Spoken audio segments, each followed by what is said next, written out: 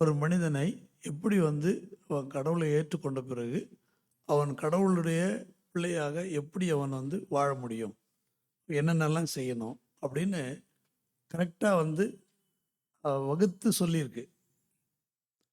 ஆனால் இந்த சொல்லப்பட்டிருக்கிற அந்த செய்தி எல்லாமே கடவுளுடைய வார்த்தை என்பதை வந்து ரொம்ப எளிமையாக புரிய முடிகிறது.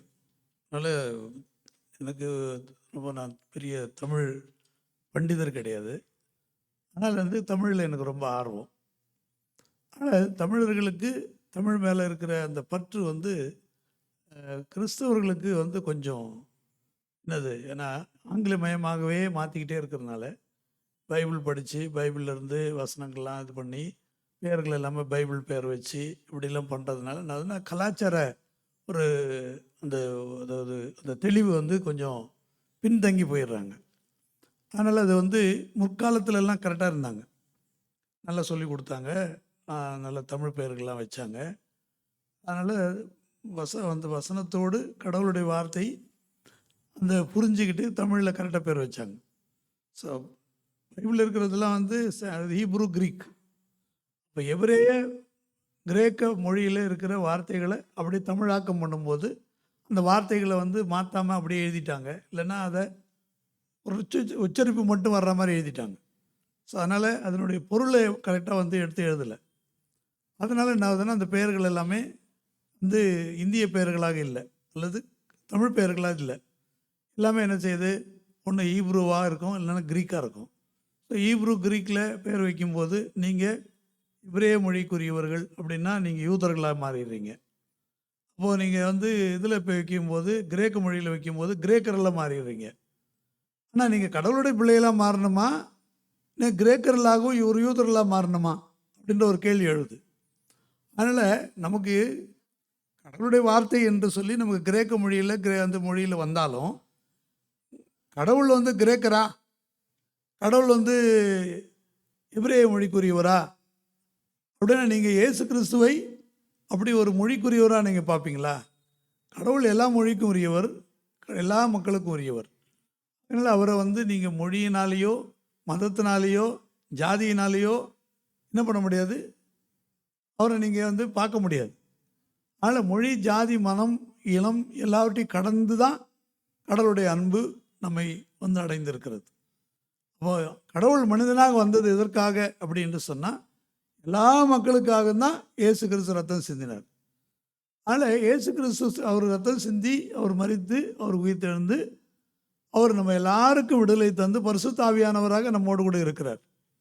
இந்த உண்மை செய்தியை சரியாக எடுத்து சொல்லி புரிந்து கொண்டு கடவுளுடைய பிள்ளைகளாக எல்லா மக்களும் வாழணும். அவங்கவுங்க நாட்டில் அவங்கவுங்க மொழியில் அவங்கவுங்களுடைய கலாச்சாரத்தில் கடவுள் மனிதனாக இருந்த செய்தி இருக்குது, இல்லாமல் இல்லை. அதனால் அவங்களெல்லாம் வந்து கடவுளுடைய அன்பை புரிந்து கொண்டு செயல்படுவதற்கு வழிநடத்துவது தான் கடவுளுடைய பிள்ளைகளுடைய வேலை. அந்த நிலையில் தான் நமக்கு திருக்குறள் நமக்கு உதவுகிறது.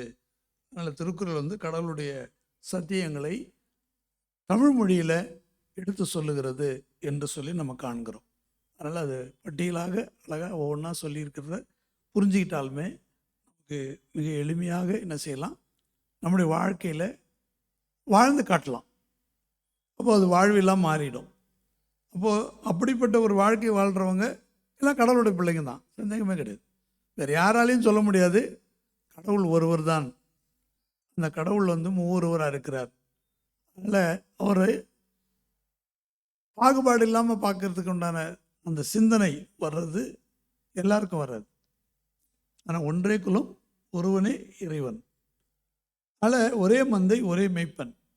இந்த ஒரே மந்தை ஒரே மேய்ப்பன் என்கிற வார்த்தை தான் ஒன்றே குலம் ஒருவரே கடவுள் அல்லது ஒருவரே இறைவன் என்கிற அந்த வார்த்தையோடு ஒப்பிட்டு பார்த்து புரிஞ்சிக்கணும். அதுதான் யோவான் சுவிசேஷத்தில் நம்ம வாசிக்கிறோம். ஆகினால் ஆண்டவராக இயேசுவினுடைய போதனைகளை மிக அருமையாக தமிழில் நமக்கு இங்கே காண முடிகிறது என்று சொல்லி காண்கிறோம். அதனால் அது எப்படி தொடர்பு இதெல்லாம் வந்து அது தனி ஆராய்ச்சி. அதை நீங்கள் அறிந்து கொள்ளணும்னா நீங்கள் என்கிட்ட பேசலாம். சரி, அடுத்ததாக இப்போ நம்ம பார்க்க போகிறது, இங்கே இதோடு ஒப்பிடப்பட்டுள்ள வசனங்களை மட்டும் நான் எடுத்து சொல்லியிருக்கிறேன். அந்த வசனத்தை மட்டும் நான் சொல்கிறேன். யாக்கோப்பு 3:6.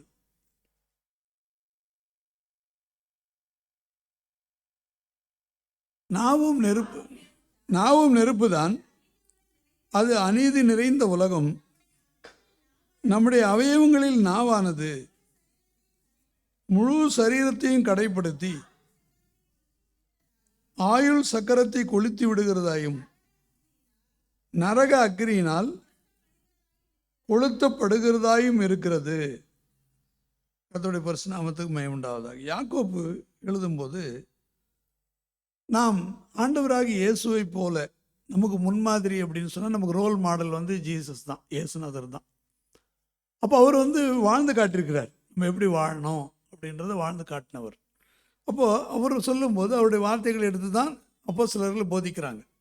இப்போ யாக்கோபு சொல்லும்போது என்ன சொல்கிறாருன்னா, நம்முடைய அவயவங்களிலே நாவு எப்படிப்பட்டதாக இருக்குதுன்னு சொன்னால் அது நெருப்பாக இருக்கிறது அப்படின்னு சொல்கிறார்.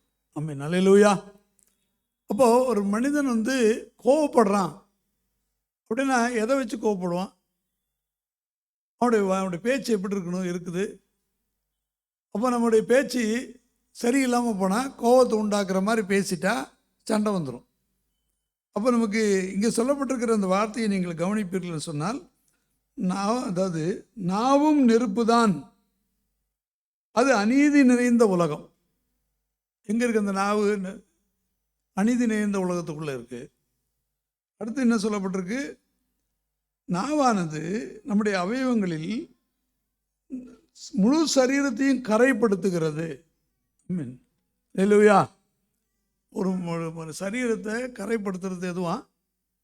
கண் இருக்குது, காது இருக்குது, மூக்கு இருக்குது, வாயின்னு சொல்கிறோம். அந்த வாய்க்குள்ள இங்கே சொல்கிறாரு அது நாக்கு அப்படின்றார். இந்த நாக்கு என்ன செய்தான்? முழு சரீரத்தையும் கரைப்படுத்தி ஆயுள் சக்கரத்தை, கவனிங்க, ஆயுள் சக்கரம் அப்படின்வாங்க. இப்போ சில பேருக்கு ஆயுள் சக்கரம்னா ஒன்றும் புரியாதுல்ல. ஆயுள் சக்கரம் என்ன அர்த்தம்? நமக்கு இப்போ கட்ட வண்டி ஓடுதுன்னா அதுக்கு என்னது? வீல் வேணும்ல. ஸோ அதனால் அதாவது முன்னேற்றத்துலேயே ரொம்ப முக்கியமானது வீல். புரியுதா? ஸோ வீல் வந்து இந்த சக்கரம் தான் வந்து ஒரு உலக முன்னேற்றத்தில் ரொம்ப ரொம்ப சயின்ஸில் ரொம்ப முக்கியமான இடம் பெறுகிறது அப்படின்னு பார்க்குறோம். இந்த வீல் என்று சொல்வது என்னென்னா சுற்றிக்கிட்டே இருக்குது. புரியுதா? ஒரு பாயிண்ட்லேருந்து மறுபடியும் அந்த பாயிண்ட்டுக்கு வந்து சேருது. ஸோ இதெல்லாம் உங்களுக்கு தெரியணும்னா தமிழ்காரங்களுக்கு நல்லா தெரியும். ஏன்னா நமக்கெல்லாம் சக்கரம், வண்டி இதெல்லாம் நமக்கு சொல்லியிருக்கேன். சங்கு, சக்கரம் அப்படி சொல்லுவாங்க இல்லையா? பாயிண்ட்லேருந்து திருப்பி சுற்றிக்கிட்டே இருக்கும். அதில் எங்கேருந்து தொடங்கணுமோ அங்கே தான் போய் முடியும். அதில் இந்தியன் ஃபிலாசபி அப்படி தான், பாயிண்ட் டு த பாயிண்ட். அதில் வந்து ஏன் உலகத்தில் இந்தியர்களுக்கு இருக்கிற இந்த தத்துவங்கள் எல்லாம் உலக தத்துவத்தில் இல்லை? ஏன் இந்தியர்களுக்கு உண்டான தத்துவம் தான் ரொம்ப சிறந்ததாக இருக்கிறது என்று சொன்னால், நம்ம எங்கேருந்து ஆரம்பிச்சிருக்கிறோம் அப்படின்னா பாயிண்டில் ஆரம்பித்து பாயிண்டில் முடிக்கிறோம். அப்படின்னா பாயிண்ட்ன்றது என்னது? அதுதான் கடவுள். கடவுள்கிட்ட தொடங்கணும், கடவுள்கிட்ட போய் முடியணும். புரியுதா? இது சொல்கிறது இந்திய ஃபிலாசபி தான் சொல்லுது. உலகத்தில் வேறு எந்த ஃபிலாசபின்னு சொல்ல. அதனால் ஈஸ்டர்ன் ஃபிலாசபி, வெஸ்டர்ன் ஃபிலாசபி என்ன சொல்லுது அப்படின்னு பார்த்தீங்கன்னா, அது என்னது? வெர்டிகல். அது வந்து ஹரிசாண்டல் அண்ட் வெர்டிகலாக அப்படி சொல்லி தனித்தனியாக போய்கிட்டே இருக்குதான். இது வேற கோடு, அது வேற கோடுன்னு. அப்படின்னா அவங்க இணையவும் முடியாது அப்படின்ற மாதிரி சொல்லிட்டு போயிட்டு இருக்கிறாங்க. புரியுதா? அதனால் it heading to a collision சொல்லுவாங்க. ஒரு பாயிண்ட்லேருந்து ஆரம்பித்து நேராக போய் அது முடிஞ்சிருமா. புரியுதா? அதனால தான் அவங்க என்ன பண்ணுறாங்க, உலகம் அழிஞ்சிரும் அப்படின்னு அவங்க சொல்லுவாங்க. ஆனால் உலகம் அழியாது அப்படின்னு சொல்கிறது இந்தியன் ஃபிலாசபி. அது வந்து இந்திய தத்துவம் சொல்லுகிறது போலவே இந்திய ஃபிலாசபியும் இந்தியன் கிறிஸ்டியானிட்டி என்று சொல்லப்படுகிற ஆதி இந்திய கிறிஸ்தவத்தின் வழியாக கடவுள் நமக்கு கொடுத்துருக்கிற சத்தியங்கள் சொல்லுகிறது உலகம் அழியாது. ஆமென், அல்லேலூயா, அல்லேலூயா. ஆனால் அவங்க என்ன சொல்கிறாங்க? உலகம் அழிஞ்சிரும். அவங்க உலகம் அழிஞ்சிரும் சொல்கிறதுக்கு காரணம் என்னன்னு சொன்னால், ஒரு பாயிண்ட்லேருந்து ஆரம்பித்து அது போய் எங்கேயோ முடியுதுன்னா எங்கே முடியுதுன்னு அவங்களுக்கு தெரியல. ஆனால் நமக்கு தெரியும், கடவுள்கிட்ட இருந்து தொடங்குறதுனால கடவுள்கிட்ட தான் நம்ம முடிகிறோம். ஆமென், அல்லேலூயா. தொடக்கம் வருதா, முடிவு வருதா, ஆல்பா அண்ட் ஒமேகா, ஆதியும் அந்தமாக இருக்கிறார். அதனால் தூக்கம் முடிவும் அவராக தான் இருக்கிறார். அதனால் நமக்கு தெரியுது கடவுள்கிட்ட நம்ம தொடங்கியிருக்கோம், கடவுள்கிட்ட போய் சேரணும், அதனால் ஒழுங்காக வாழணும் அப்படின்ற அந்த உண்மையை எடுத்து சொல்ல முடிகிறது. ஆனால் நிறைய பிலாசபியெல்லாம் அவங்க ஆராய்வாங்க, கடைசியில் என்னது ஒன்றுத்துக்கும் உதவாது அப்படின்ற மாதிரி வந்து நிற்பாங்க. ஆனால் நமக்கு கடவுள் வந்து கொடுத்துருக்க ஞானம், தமிழர்களுக்கு தமிழ் மொழி வழியாக நிறைய உண்மைகள், பழங்கால காரியங்கள் எல்லாம் நம்மகிட்ட கடவுள் சொல்லி கொடுத்துருக்கிறார். அதனால் இங்கே என்ன சொல்லியிருக்கு? ஆயுள் சக்கரத்தை கொளுத்துகிறது. ஆமென், அல்லேலூயா. ஆயுள் சக்கரம் ஒரு மனிதனுடைய வாழ்க்கை வந்து இப்படி தான் அமையணும்னு சொல்லியிருக்கு. அதனால் அது எங்கேருந்து தொடங்குதோ அங்கே போய் முடியும். ஆனால் அந்த சக்கரத்தை கொளுத்திட்டா என்ன ஆகிடும்? அது ஓடி முடிக்காது. அது பாதியில் போட்டு என்ன ஆகிடும்? எரிஞ்சு போயிடும். ஒரு மனிதனை நரகத்துக்கு கொண்டு போயிடும். அப்போ அது காரணமாக அமைவது எதுன்னு கேட்டால் அவனுடைய நாக்கு. ஆனால் நாவு நெருப்பாக இருக்குது. ஆனால் நாக்கில் என்ன செய்யணும்? ஜாக்கிரதையாக பேசணும். அடிக்கடி சொன்னாலும் சொல்கிறேன், நாக்கு நம்ம ஆளுங்க என்ன சொல்லுவாங்க தமிழ்லன்னா, எலும்பில்லாத நாக்கு எப்படியும் பேசணும். ஆமென், அல்லேலூயா. அவயவங்கள்லாம் இன்னைக்கு செயல்படுறதுக்கு எலும்பு தேவைப்படுது இல்லையா? எல்லோகே இஸ்ராயல் அப்படின்னு சொல்லுவாங்க இல்லை? அப்போ அந்த எல் என்ற வார்த்தை எங்கேருந்து வருதுன்னா, எல் என்ற வார்த்தை எங்கேருந்து வருது அப்படின்னு கேட்டால் எலும்புலேருந்து வருது. எலும்பு தான் எல். புரியுதா? அப்போது எலும்பில்லாத நாக்கு அப்படின்னு இருக்குது. ஆனால் அதில் ஏகப்பட்ட சுரப்பிகள் இருக்குது. எலும்பு இல்லை. ஏன்னா எலும்பு இருந்தால் அது ஒரு அது அப்படியே நின்றுடும். அது எலும்பு கொடுக்காம கடவுள் என்ன பண்ணுறாருன்னா அதை அசையும்படியாக செய்திருக்கிறார். ஆமென், அல்லேலூயா. நம்ம இப்படி யோசிக்கிறோமே, கடவுள் எவ்வளோ யோசித்து நம்மளை படைச்சிருப்பார்ல. இந்த எலும்பு இப்படிலாம் வச்சு நம்முடைய வந்து நாக்கெல்லாம் எப்படிலாம் செயல்பட வைக்கிறாரு, இதெல்லாம் யோசிச்சு பாருங்கள். இப்போ கடவுளுடைய படைப்பில் ரொம்ப ரொம்ப விசேஷமானவன் மனுஷன். அதனால் கடவுளுடைய அருளையும் அவருடைய இரக்கத்தையும் அவருடைய அன்பையும் புரியாதவர்கள் தான் கடவுளுக்கு விரோதமாக செயல்படுவாங்க. கடவுளுடைய பிள்ளைகள் அப்படி செயல்பட மாட்டாங்க. அப்போ கடவுளுடைய பிள்ளைகள் என்ன பண்ணுவாங்க அப்படின்னா, அவங்களுடைய நாவை அடக்குவார்கள். நாவடக்கம் இருக்கும்.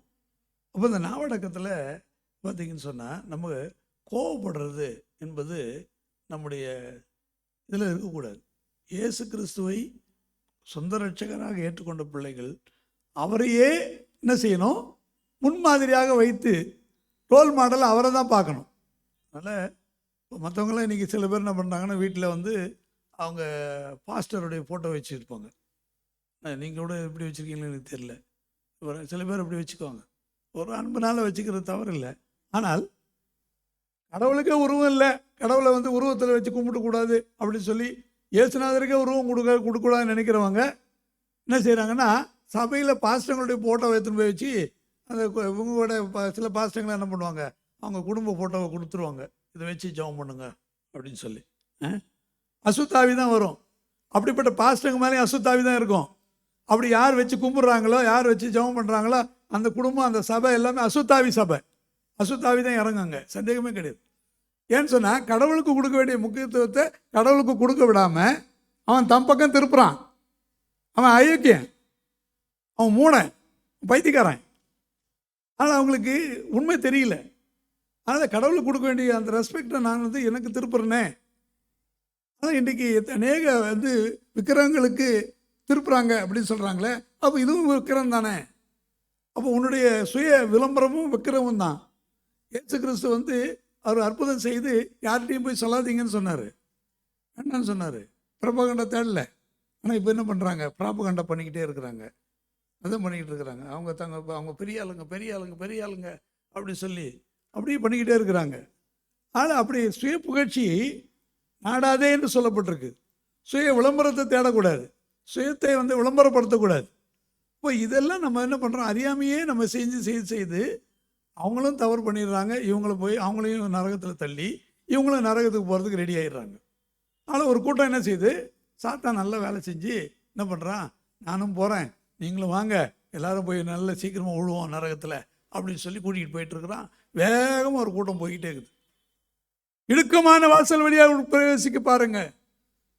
கேட்டுக்கு போகிற வாசல் வழி விரிவு விசாலமாக இருக்கிறது, அதில் நுழைகிறவர்கள், அது சொல்லுகிறவர்கள் அநேகர் இருக்கிறாங்க அப்படின்னு சொல்லியிருக்கு.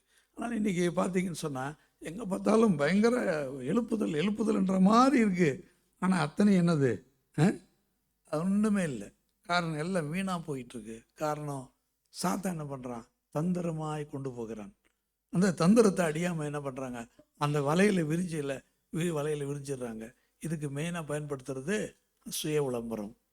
அதனால் அவங்களுடைய என்ன செய்கிறாங்க, கடவுளையே தங்களுக்கு என்ன பண்ணுறாங்க, பயன்படுத்திடுறாங்க. தங்களுடைய முன்னேற்றத்துக்கு, தங்களுடைய வாழ்க்கைக்கு கடவுள் பேரால் அவங்க தங்களை வந்து முன்னிறுத்தி ஃபேமஸ் பண்ணிக்கிறாங்க.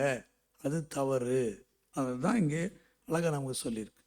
ஆனால் அதுக்கு எதுக்கு பயன்படுது அப்படின்னா, நாக்கு பயன்படுது. அதனால தான் நம்ம என்ன செய்கிறோம் அப்படின்னா, இயேசுவை தவிர வேறு யாரும் ரோல் மாடலே கிடையாது. பவுல் சொல்லுவார், நான் இயேசுவை பின்பற்றுறது போல நீங்களும் என்னை பின்பற்றுங்கள் ஆகுங்கள் என்று சொல்லுவார். அப்படி சொல்கிறது தவறு இல்லை.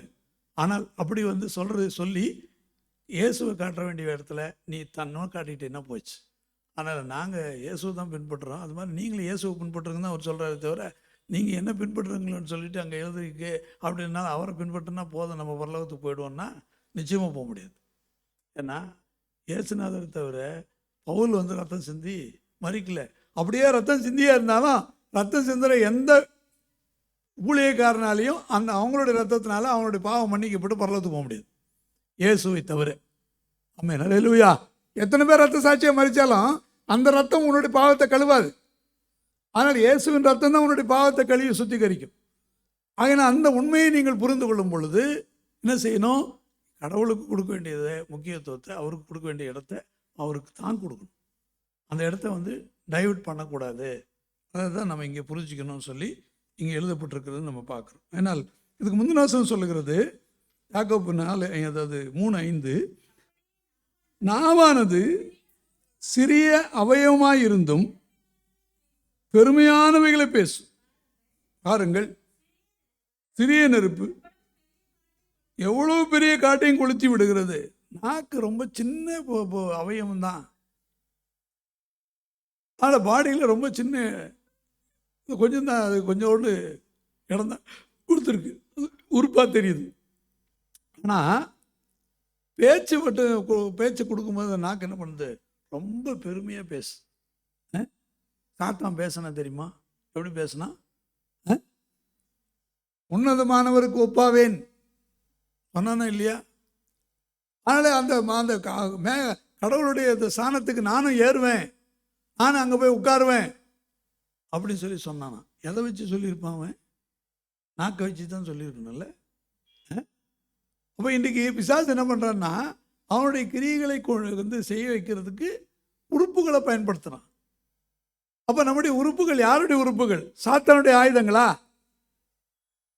கடவுளுக்கு இப்போ கடவுளுடைய படைப்பில் நான் கடவுள் படைத்த இந்த சரீரத்தை கடவுளுக்கு பிரியமாக பயன்படுத்தப்படுவதற்கு தான் கடவுள் நம்ம கையில் அதிகாரத்தை கொடுத்துருக்கிறார். ஆமென், அல்லேலூயா. உங்கள் உடம்புக்கு நீங்கள் மேனேஜரா ஓனரா? உங்கள் உடம்புக்கு நீங்கள் மேனேஜரா ஓனரா? மேனேஜர். நீங்கள் ஓனர் கிடையாது. ஓனர் அவர் owned by this body is owned by. ஆனால் என்னோட உடல், என்னுடைய சரீரம் அவருக்கு சொந்தம். அதனால் என்னை மேனேஜராக வச்சிருக்கிறார். ஆனால் நான் அந்த உடலுக்குள்ளே நான் இருக்கிறேன். அப்புறம் ஒரு நாள் உடலை விட்டு போயிடுவேன், முடிஞ்சு போச்சு. அப்போ அந்த உண்மையை புரிந்து கொண்டால் என்ன செய்வோம்? மேனேஜர் மாதிரி வேலையை கரெக்டாக பார்க்கணும். அதனால் இந்த உடம்புக்கு சொல்லணும், உட்காரணும், எந்திரிக்கணும், சொன்ன வேலையை செய்யணும். ஒன்று என்ன பண்ணணும்? நீ இயேசுவை போல மாறணும் அப்படின்னு அதுக்கு சொல்லிக் கொடுக்கும். ஆமென், அல்லேலூயா. அவர் பட்ட பாடுகள் எல்லாம் நீங்கள் படலாம், தவறு இல்லை, இயேசுவை போல. அப்போ அவருடைய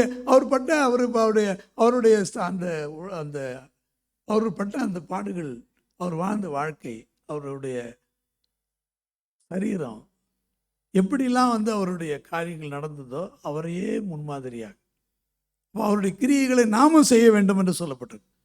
அப்போது அதை செய்வது தான் கடவுளுடைய அழைப்பு அப்படின்னு நம்ம பார்க்க முடிகிறது. இதனால் நம்ம என்ன செய்யணும்? இந்த நாவானது சிறியவையும் பெரியவைகளை பேசுகிறது. நெருப்பு, அது அநீதி நிறைந்த உலகம், முழு சரீரத்தையும் கரைப்படுத்துது, ஆயில் சக்கரத்தை கொளுத்திடுது, அது நரகத்தில் கொண்டு போய் சேர்க்குது. அதனால் பேச்சு என்ன செய்யணும்? என்ன சொல்லுவாங்க ஒரு சிலர், நாவை அடக்கி பேசு அப்படி சொல்லுவாங்க இல்லை? நீங்கள் கூட அடிக்கடி சொல்லியிருப்பீங்களே, நாவை அடக்கி பேசு அப்படி சொல்லுவோம். அப்போ நாவை அடக்கம் தேவை. அதனால் தேவையானதை பேசணுமே தவிர தேவையில்லாத நாக்கெல்லாம் என்ன பண்ணக்கூடாது, பேசக்கூடாது அப்படின்ற ஒரு அடிப்படை உண்மையை நமக்கு தெரியணும். அதனால் நமக்கு கடவுளுடைய சுபாவம் நமக்குள்ளே உருவாக வேண்டும் என்று நாம் செயல்படணும் அப்படின்னு பார்க்குறோம். நீதிமொழிகள் 30:33 சொல்லப்பட்டிருக்கிறது. என்னென்ன கடைகிறோமோ அதை பற்றிலாம் இங்கே கொஞ்சம் பார்க்கலாம். பாலை கடைதல் வெண்ணெயை பிறப்பிக்கும், மூக்கை பிசைதல் ரத்தத்தை பிறப்பிக்கும், அப்படியே கோபத்தை கிண்டி விடுதல் சண்டையை பிறப்பிக்கும்.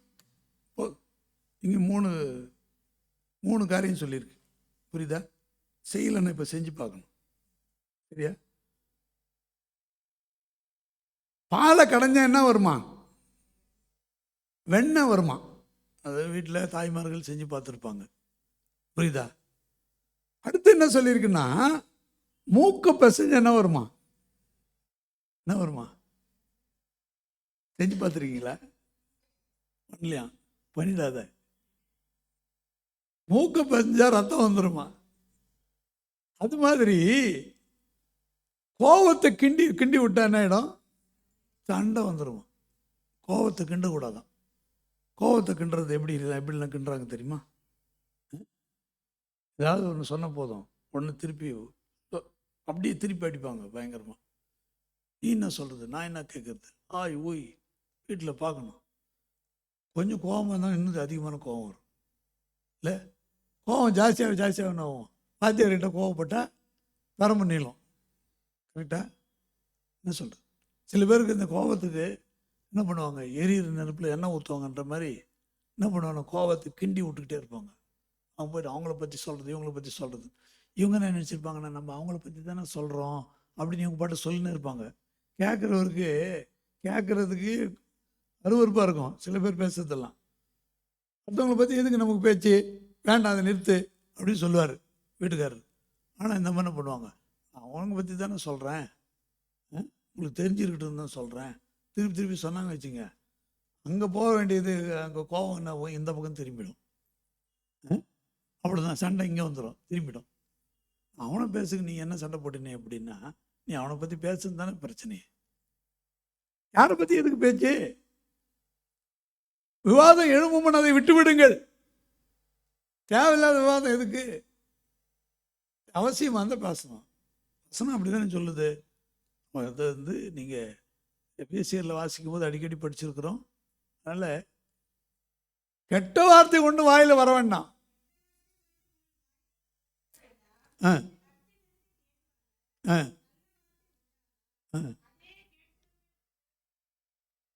போதும். கெட்ட வார்த்தையே நான் பேசுனதில்லைன்னு சொல்கிறவங்க இல்லை சொல்லுங்க. ஒருத்தர் கை தூக்க பண்ணுறாங்க. கெட்ட வார்த்தையை தான் பேசுவீங்களே, போதுமே. நல்ல வார்த்தையும் பேச மாட்டோம். வராதா? பக்தி விருத்தி வரலையா? நீ பேசுனா அவங்களுக்கு உள்ள ஒரு கடவுளுடைய அன்பு வரணும். பக்தி விருத்தி ஆகணும்னா என்ன அர்த்தம்? பக்தி விருத்தி ஆகுதுன்னா என்ன அர்த்தம்? நல்ல வார்த்தைங்க, கொஞ்சம் நல்ல யூஸ்ஃபுல்லாக இருந்தது, இந்த நேரம் பேசிக்கிட்டு இருந்தது, பயனுள்ளதாக இருந்தது. அது பொது நிலையினரும் கூட கடவுள் அறியாதவங்க கூட பேசுகிறாங்க, நல்ல விஷயங்களை பேசுகிறாங்க. உலக பிரகாரமான காரியங்களாக இருந்தால் கூட அது ஒருத்தருக்கு பிரயோஜனமானதை பேசுகிறான், பிரச்சனையே கிடையாது. ஆனால் அடுத்தவனுக்கு விரோதமானதை பேசிக்கிட்டே இருக்கானுங்களே, பார்த்தீங்களா? யோசிச்சு பாருங்களேன். உங்களுக்கு பேசி டயர்டாயிடுவாங்க. நீங்கள் நல்ல வார்த்தை பேசினீங்கன்னு வச்சிங்களேன், உடம்புல நல்ல ஸ்ட்ரென்த் இருக்கும். நீங்கள் கெட்ட வார்த்தை பேசுனீங்கன்னு வச்சுங்க, பாடியில் வந்து வீக்னஸ் வரும்.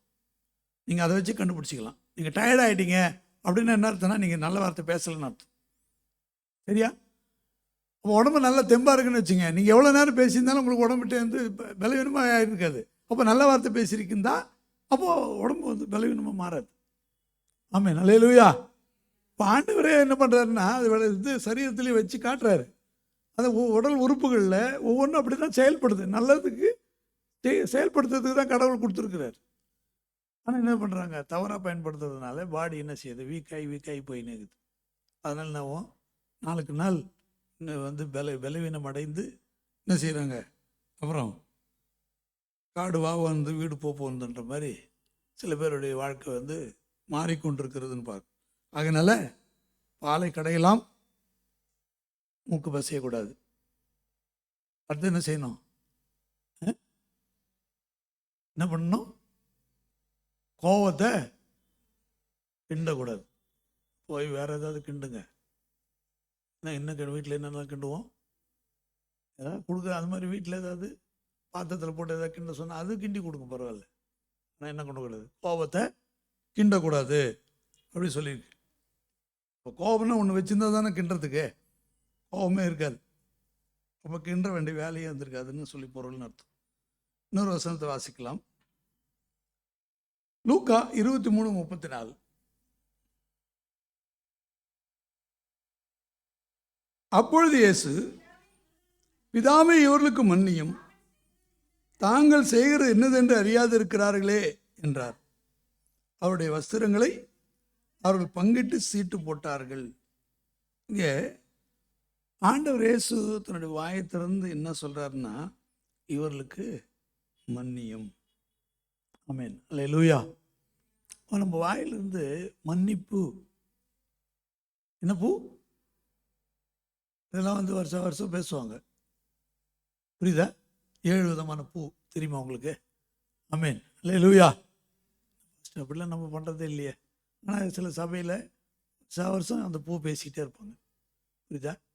அப்போ இந்த மன்னிப்புங்கிற பூ இயேசுனுடைய வாயிலிருந்து என்ன வருது அப்படின்னா, அது ஏன் ஒரு மலராக மாற்றப்படுகிறது அப்படின்னு சொன்னால், மலர் என்று சொல்லுவது, செலுத்துவது என்பது கடவுளுக்கு காணிக்கை கொடுக்கறது தானே. சில என்ன பண்ணுறாங்கன்னா, நல்ல மலரெல்லாம் எடுத்து நம்ம வச்சுக்கிறோம். ஆனால் உண்மையான பக்தி என்ன தெரியுமா, மலரெல்லாம் எடுத்துன்னு கடவுள்கிட்ட கொடுத்துரும், புரியுதா? இதெல்லாம் இவ்வளோ அழகாக படைச்சி வச்சுருக்கீங்களே, இதெல்லாம் பார்க்கறதுக்கு என்ன வச்சுருக்கீங்களே, அதனால் இந்த மலரெல்லாம் கொண்டு உங்களுக்கே காணிக்கையாக்குறேன். ஆமென், அல்லேலூயா. அதுதான் சிறந்த பக்தியில். இது நாள் வரைக்கும் ஒரு தமிழர்களுடைய பண்பாட்டில் இருக்கிற பக்தியில் ரொம்ப சிறந்ததாக காணப்பட்டது என்னென்னா, விளைஞ்சது எல்லாத்தையும் எடுத்துன்னு போய் கடவுள்கிட்ட கொடுக்குறது. ஆமென், அல்லேலூயா. அப்போ மலர்களும் அப்படி தான். ஒவ்வொரு மலரை பார்க்கும்போது அது கடவுள் எப்படி வச்சிருக்காரு பார். இயேசுநாதரே சொல்லி கொடுத்தார், வானத்து பறவைகளை பாருங்கள் சொன்னார். அதில் மலர்களை எல்லாம் பாருங்கன்னு சொன்னார். ஆனால் இதே போல் சாலமன் ஞானி கூட இந்த மாதிரி இந்த கலரை கொடுத்துருக்கு. நல்லா ரோஜா பூவை பார்த்தா விடுறாங்களா, மல்லிகைப்பூவை பார்த்தா விடுறாங்களா, என்ன அழகாக இருக்குது.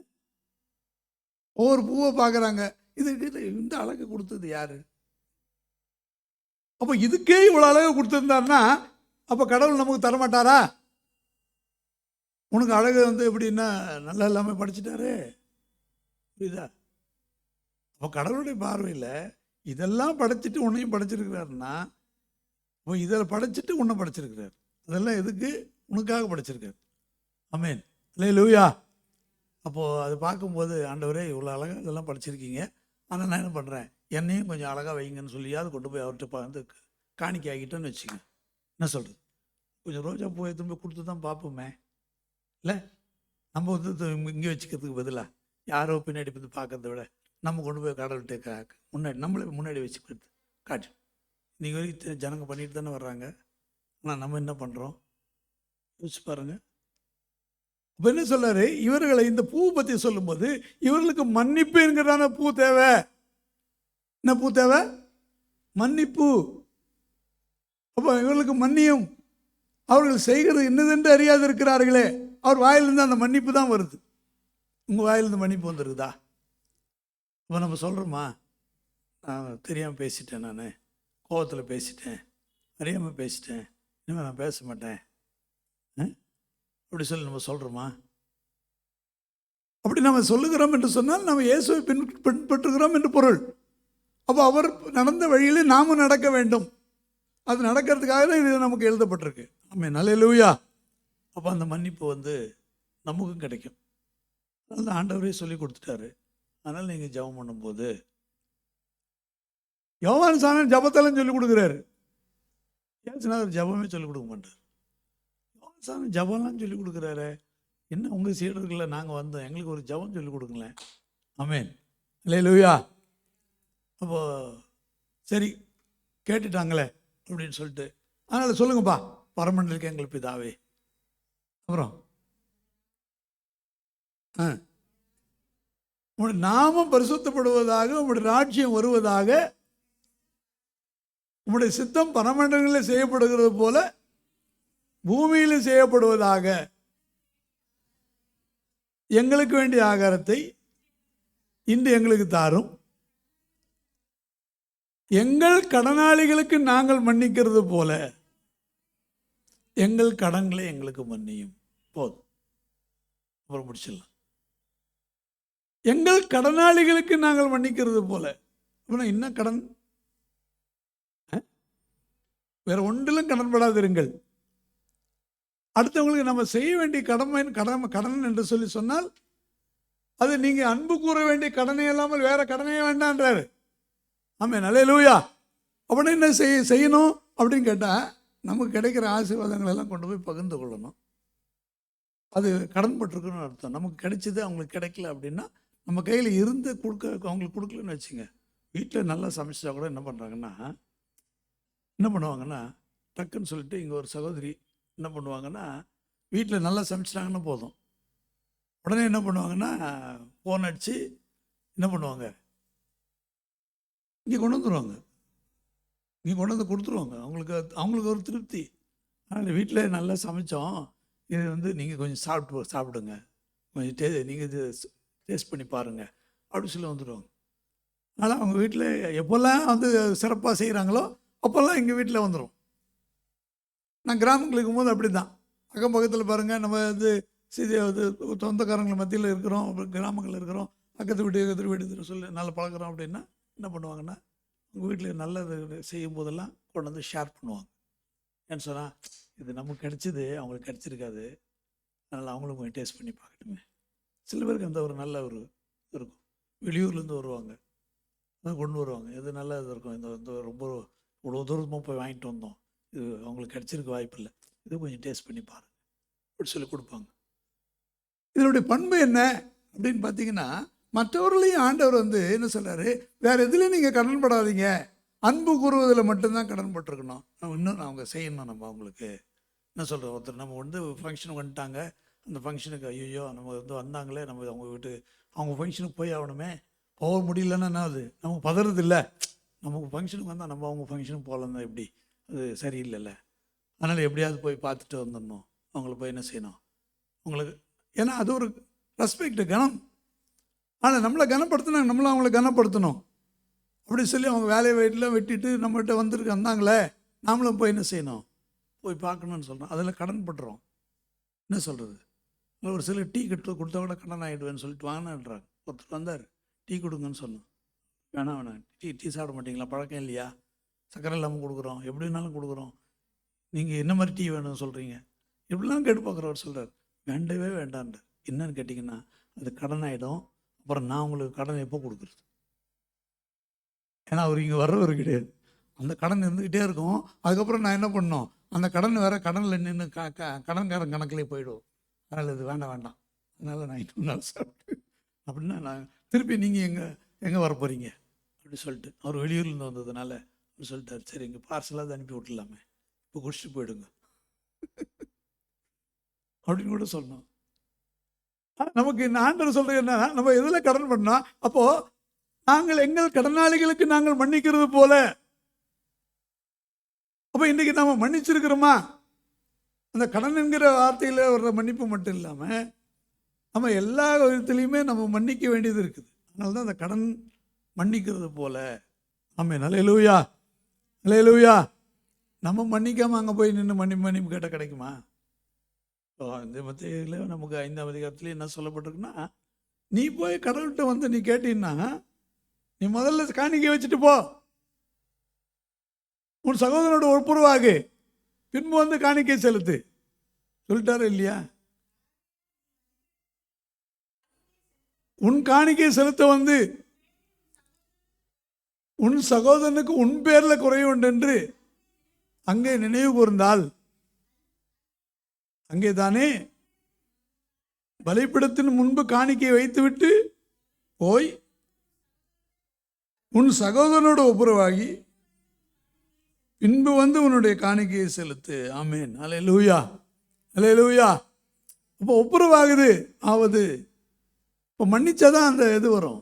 சிலர் வருஷக்கணக்காக அப்படியே விட்டுடுவாங்க. அவங்க நம்மளுக்கு ஃபங்க்ஷனுக்கு கூப்பிடலையே, நம்ம எப்படி அவங்களுக்கு கூப்பிடும். அவங்க கூப்பிடல, அவங்க மறந்து போயிருப்பாங்க. நம்ம போய் அவங்ககிட்ட கூப்பிடுறது தப்பு இல்லையே. போய் அன்பாக பேசி, நீங்கள் மறந்துருப்பீங்க எங்களை, நாங்கள் உங்களை மறக்கலை, உங்களுக்காக ப்ரேயர் பண்ணுறோம், கண்டிப்பாக வாங்க அப்படி சொல்லி கூப்பிடுறதுல என்ன இருக்குது? உறவுகள் சீர்படல, அங்கே சமாதானம் வரல, பிரிவினைகள் அகன்று போயிடும். கடவுளுடைய பிள்ளைகள் என்பதற்கு அது அடையாளம் ஆகிடும். ஆனால் மற்றவங்களாம் அப்படி இருப்பாங்க, ஆனால் நம்ம அப்படி இருக்கக்கூடாது. ஆமென், ஹல்லேலூயா. ஒரு முறை பாஸ்டர் சுந்தரம் அவர்கள் இருந்தபோது ஒரு பிரசங்கம் பண்ணார். நான் சின்ன அப்போ வாலிப நாட்களில் நான் அட்டன் பண்ணேன். அப்போ அவர் வந்து அந்த பிரசங்கம் முடிக்கிறதுக்குள்ளே அவருக்கு கொடுத்த பிரசங்கத்தினுடைய தலைப்பு தேவப்பிள்ளை.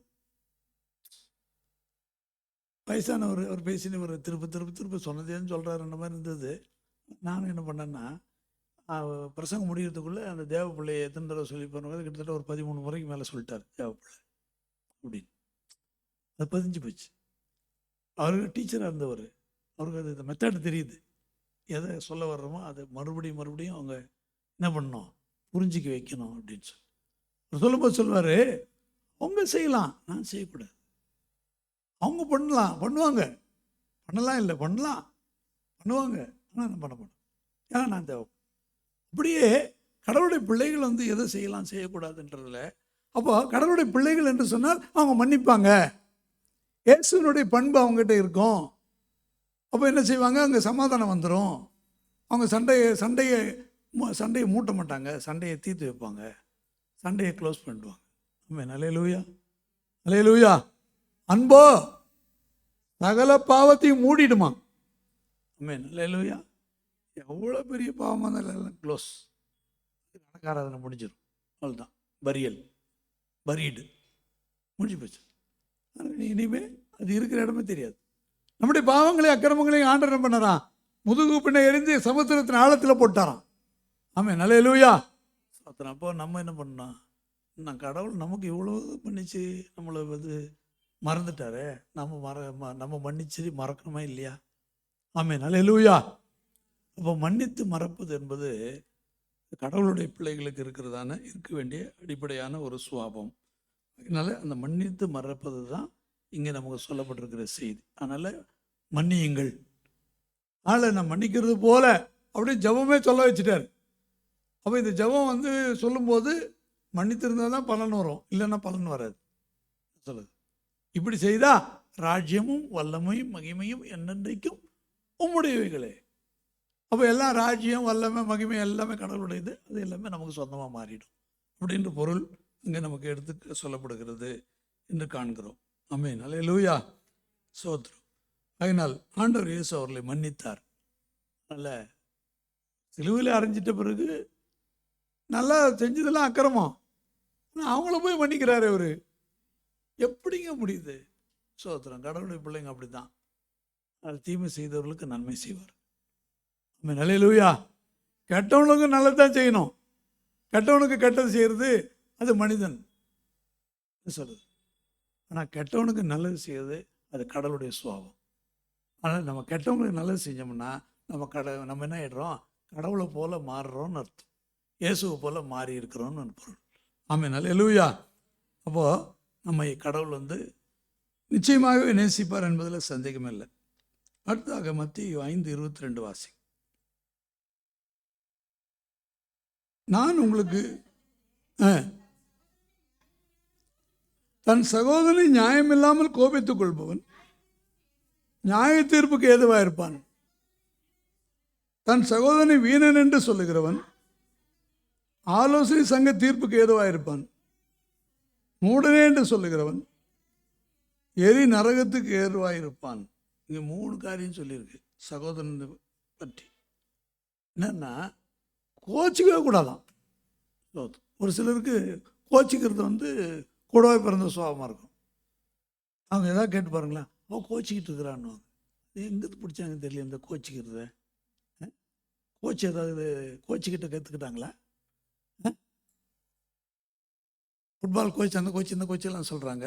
நான் கோச்சிக்கிற ஒரு கோச் இருக்கிறானா தெரியலையே. ஆனால் சகோதரனை கோச்சிக்கவே கூடாதான்.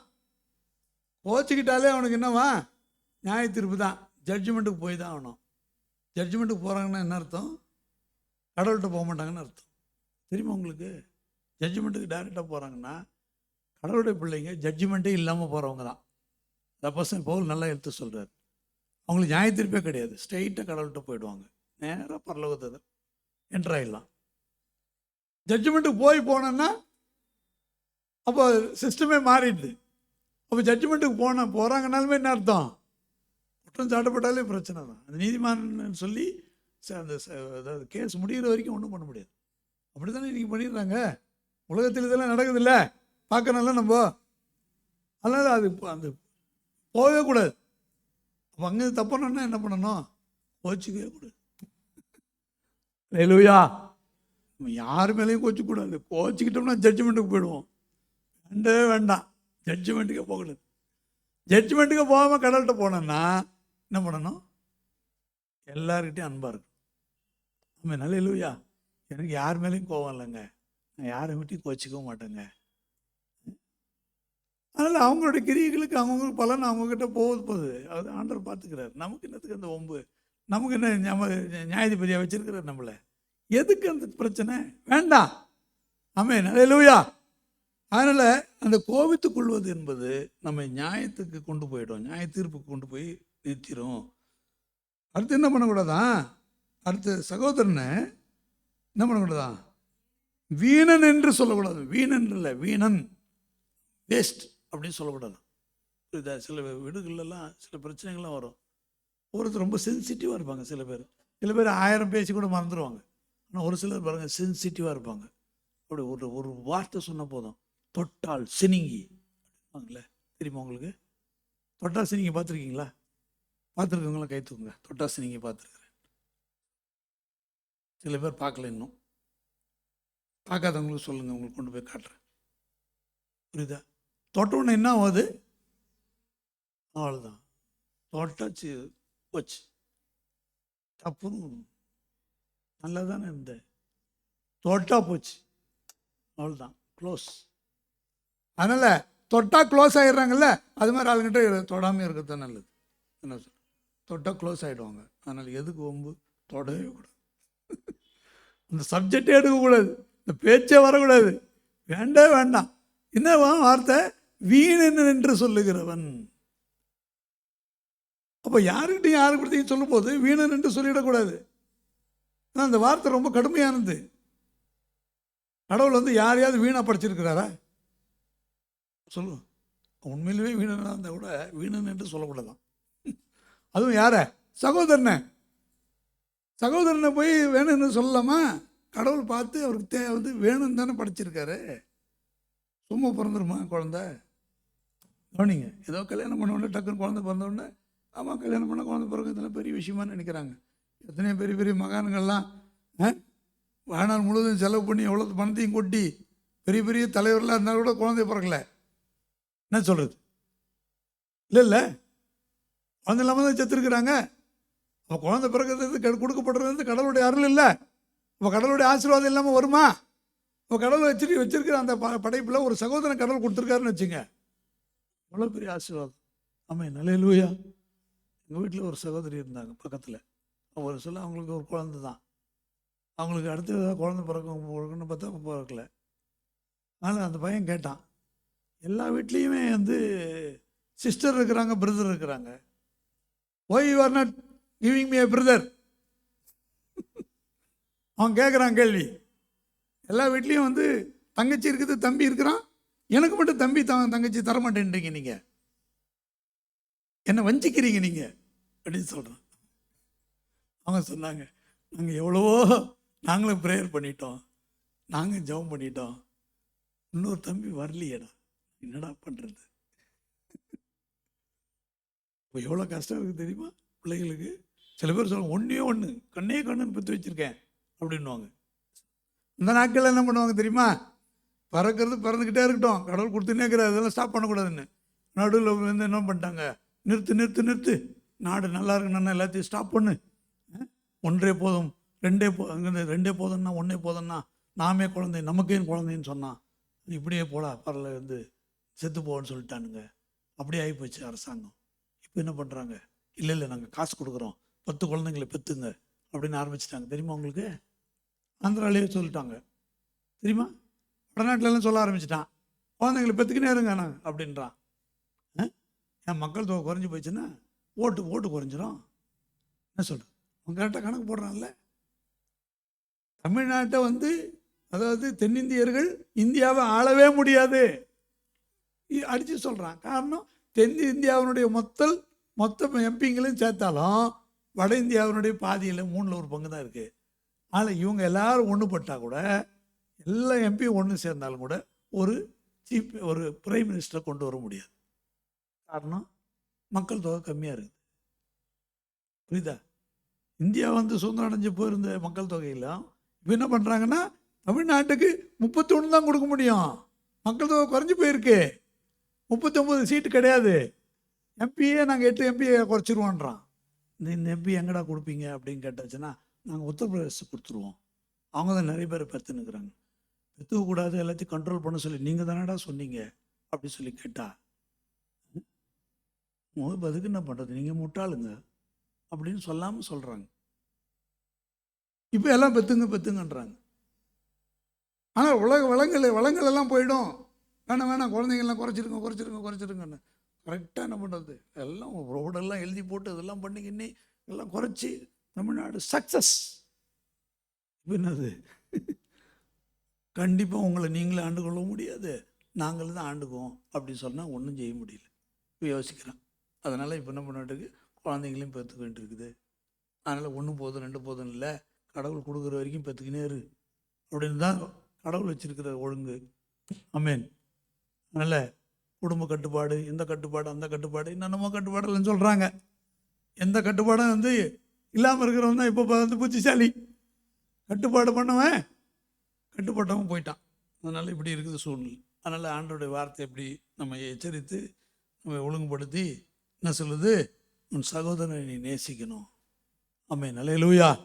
அதனால் சகோதரன் வீணன் என்று சொல்லிட்டா சங்க தீர்ப்புக்கு ஏதுவாகும் அப்படின்னு என்ன அர்த்தம், பஞ்சாயத்து கூட்டிட்டு வாங்க, ஜாக்கிரதை எல்லாம் கேட்பான். அடுத்து என்ன சொல்லியிருக்கு, மூடன் என்று சொல்லுகிறவன் அவனுக்கு புத்தியே கிடையாது அப்படி சொல்லிட்டான்னா நேராக நரகத்துக்கு தான். அதனால் என்ன பண்ணக்கூடாது, சகோதரனை என்ன பண்ணக்கூடாதான், 3 விஷயம் சொல்லியிருக்கு. முதல்ல என்ன சொல்லக்கூடாது, கோச்சிக்க கூடாது.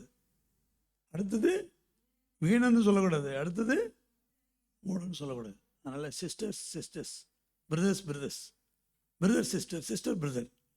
அதனால் உங்கள் கூட பிறந்தவங்களெல்லாம் என்ன பண்ணுங்க, இனிமேல் ரொம்ப ஜாக்கிரதையாக என்ன பண்ணுங்க, என்ன பண்ணோம், அன்பாக பேசும்.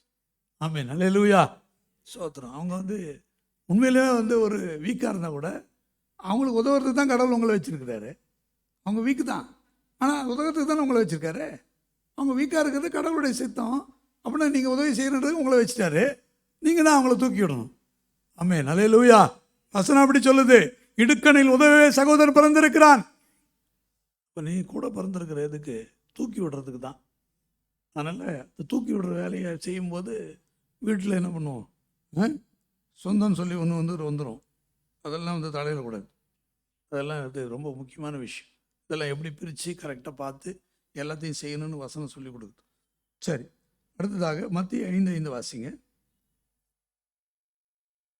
சாந்த குணமுள்ளவர்கள் பாக்கியவான்கள், பூமியை சுதந்திரத்துக் கொள்வார்கள். ஆமென். அல்லேலூயா. சாந்த குணமுள்ளவர்கள் பாக்கியவான்கள். அவங்க என்ன பண்ணிடுவாங்களா, பூமியை சுதந்திரத்துக் கொள்வார்கள். ஆமென். அல்லேலூயா. கால் கிரவுண்டு வாங்கிறதுக்கு என்ன பாடுபட வேண்டியிருக்குல்ல. நான் ஆண்டவர் சொல்கிறாரு, இங்கே சாந்தமாக இருந்தால் பூமியே சொந்தமாயிடுவோம். அல்லேலூயா. பூமியும் அது நிறைவும் கர்த்தருடையது.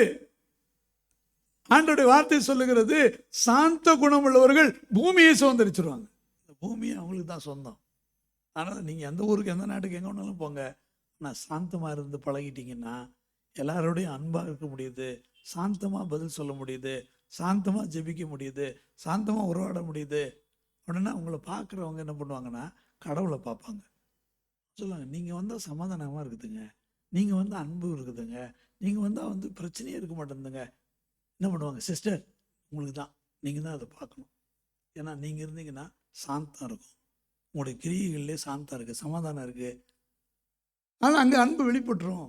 அப்போ அங்கே பிரச்சனையே வராது, துப்பாக்கியே தேவையில்லையே. என்ன சொல்கிறது? சாந்தம் இருந்தால் துப்பாக்கி தேவையா? சண்டைக்கு தானே இதெல்லாம் வருது.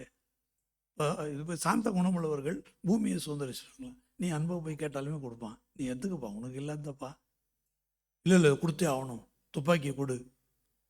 நீங்கள் துப்பாக்கி கலாச்சாரம் இன்னைக்கு உலகம் முழுவதும் நடந்துக்கிட்டு இருக்குது.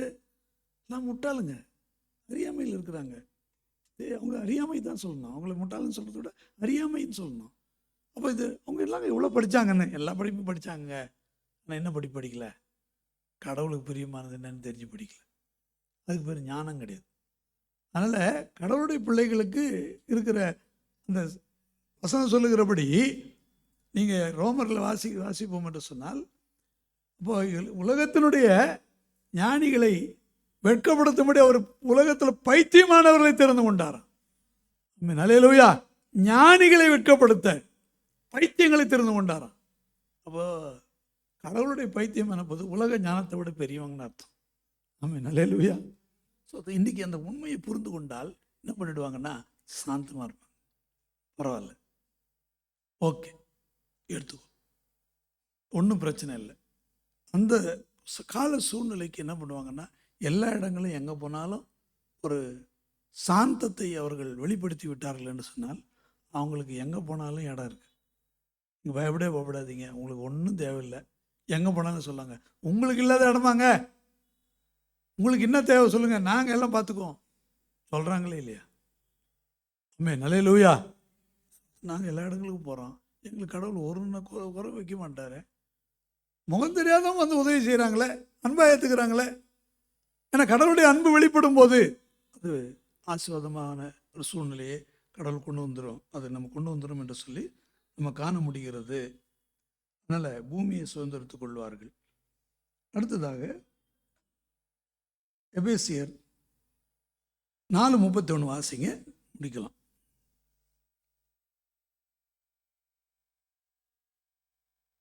சகல விதமான கசப்பும் கோபமும் மூர்க்கமும் கூக்குரலும் தூஷணமும்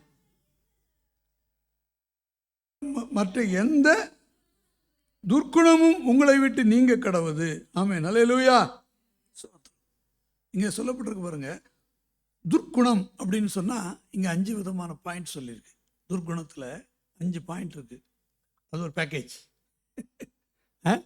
துர்க்குணம் இருக்கிறவங்களுக்கு இந்த 5 இருக்கும்.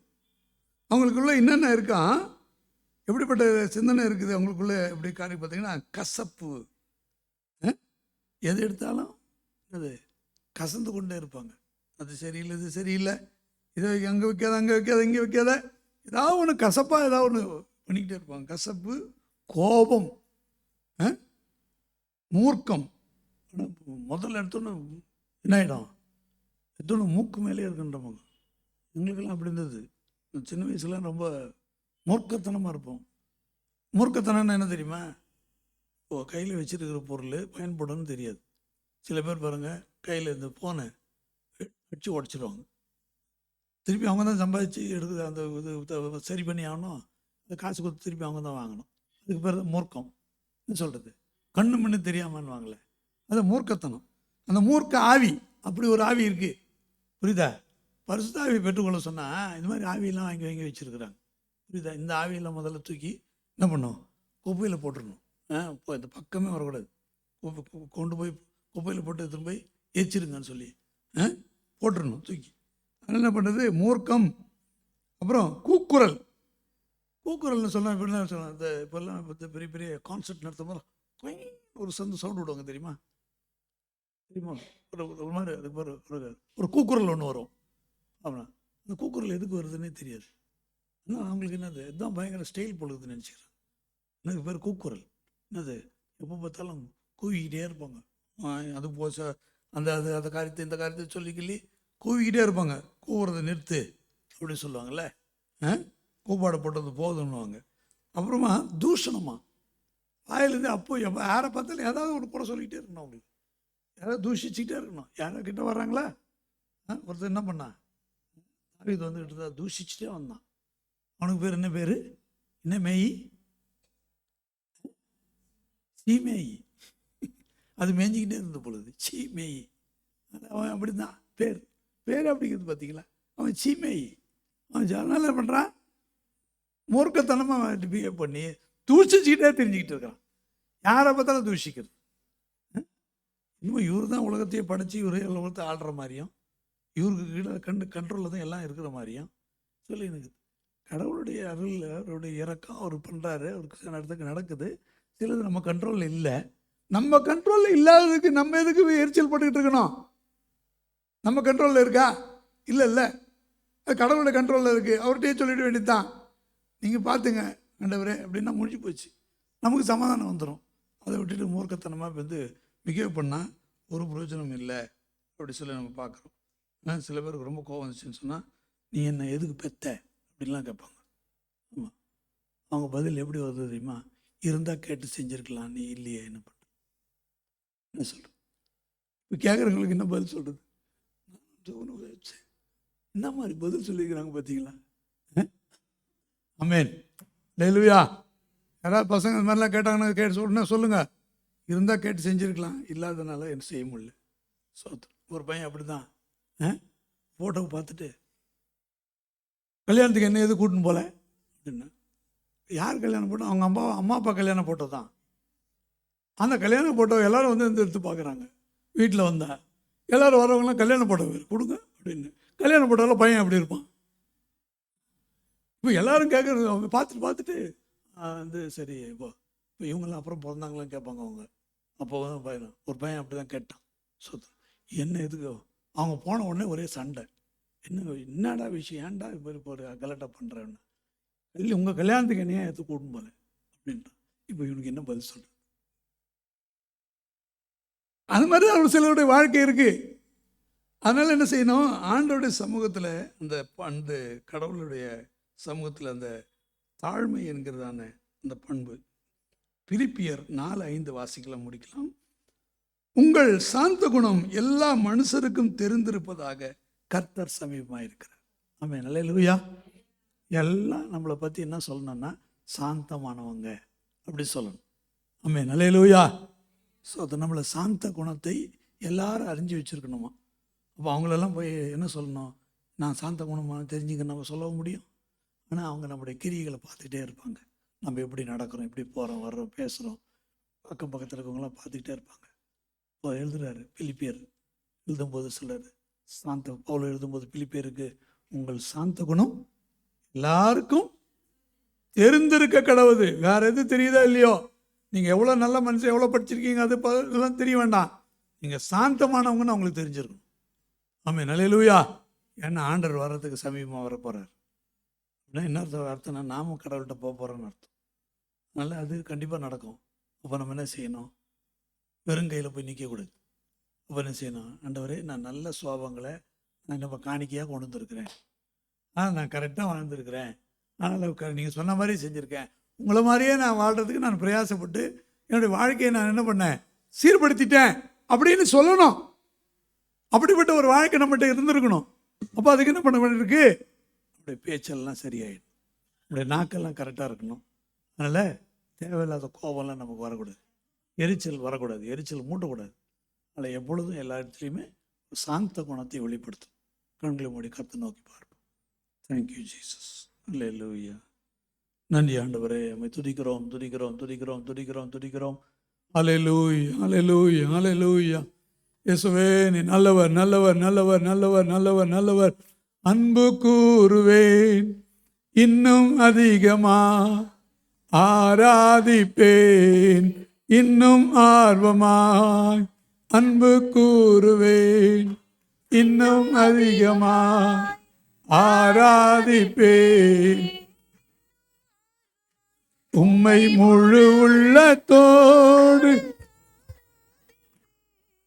முழு பலத்தோடு. ஆராதனை ஆராதனை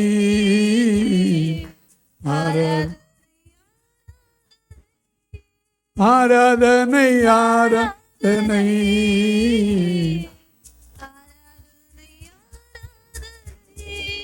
எபினேசரே எபினேசர், இதுவரையில் உதவி நீரே. எபினேசரே இதுவரையில் உதவி நீரே, இதுவரையில் உதவி நீரே. உம்மை முழு உள்ளத்தோ ஆராதிப்பே, முழு பலத்தோடு ஆராதனை ஆராதனை ஆராதனை ஆராதனை ஆராதனை ஆராதனை ஆராதனை. ஜெபிப்போம். நன்றி ஆண்டவரே, உங்களுடைய சமுத்திரங்களை தாழ்த்துகிறோம். உங்களுடைய சுபாவங்களை நாங்கள் பெற்றுக்கொள்வதற்கு, நீர் கொண்டிருந்த அந்த அன்பை நாங்கள் வெளிப்படுத்துவதற்கு, சாந்த குணத்தை நாங்கள் வெளிப்படுத்துவதற்கு. சாந்த குணமுள்ளவர்கள் பாக்கியவான்கள், பூமியை சுதந்திரத்துக் கொள்வார்கள் என்று சொல்லும். எங்களிடத்துல கோபம், மூர்க்கம் என்ற முற்றிலும் மறையிட்டோம் ஆண்டவரே. நாங்கள் ஆண்டவர் எல்லாரையும் நேசிக்கிறவர்களாக, அன்பு கூறுவர்களாக, அன்பு கூறுவதில் மட்டும் நாங்கள் கடன்படுகிறவர்களாக இருக்கணும். இதிலே நாங்கள் ஆண்டவர் அப்படிப்பட்ட கடன்கூடாளர்களாக இருக்கக்கூடாது. உங்களுக்கு பிரியமானதை மட்டும் நாங்கள் செய்யணும். உங்களுடைய அன்பை நாங்கள் வெளிப்படுத்தணும். எங்களிடத்துல கோபங்கள் எல்லாம் எடுத்து போட முடியும் ஜெபிக்கிறோம். உங்களுடைய அன்பை பிரதானமாக இருக்க உதவி செய்ய முடியாது ஜெபிக்கிறோம். இதற்கு ஒவ்வொரு பிள்ளைகளையும் அப்படி ஆசீர்வதித்து, உடைய குடும்பங்களிலே பெற்றோர் பிள்ளைகளுக்கும், பிள்ளைகள் பெற்றோர்களுக்கும், கணவன் மனைவி ஆண்டகத்தாவை உறவுகள் மத்தியிலையும் நல்ல உறவுகள் இருக்கட்டும் ஆண்டவரே. கத்தாவை வேலை செய்கிற தலங்களிலே நல்ல உறவுகள் இருக்கட்டும் ஐயா. பிள்ளைகள் எங்கே போனால் அந்த இடத்துலலாம் ஆண்டகத்தாவை சமாதானத்தின் தூதுவர்களாக, அந்த சாந்த குணத்தை வெளிப்படுத்துகிறவர்களாக, அன்பை பகிர்ந்து கொள்ளுகிறவர்களாக ஆண்டகத்தை வாழ்வதற்கு உதவி செய்ய முடியும் ஜெபிக்கும். ஆசீர்வதியும் பலப்படுத்தும், சீர்படுத்தும். இயேசுவின் நாமத்தில் பிதாவே, என் ஆத்மாவே கர்த்தரை ஸ்தோத்திரம், என் முழுமே பரிசுநாமத்தை ஸ்தோத்திரம், என் ஆத்மாவே கர்த்தரை ஸ்தோத்திரம், சகல பாரங்களையும் மறவாதே. ஆமென். நம்முடைய கர்த்தர் சிங்கரவை பிதாதேவருடைய அன்பும் பரிசுத்தோட நீக்கி பராமரிப்போம் இன்னும் சதா காலங்களையும் நீடித்து இருப்பதாக. ஆமென். லேலுயா லேலுயா லேலுயா. கர்த்தர் உங்களை ஆசீர்வதிப்பார்.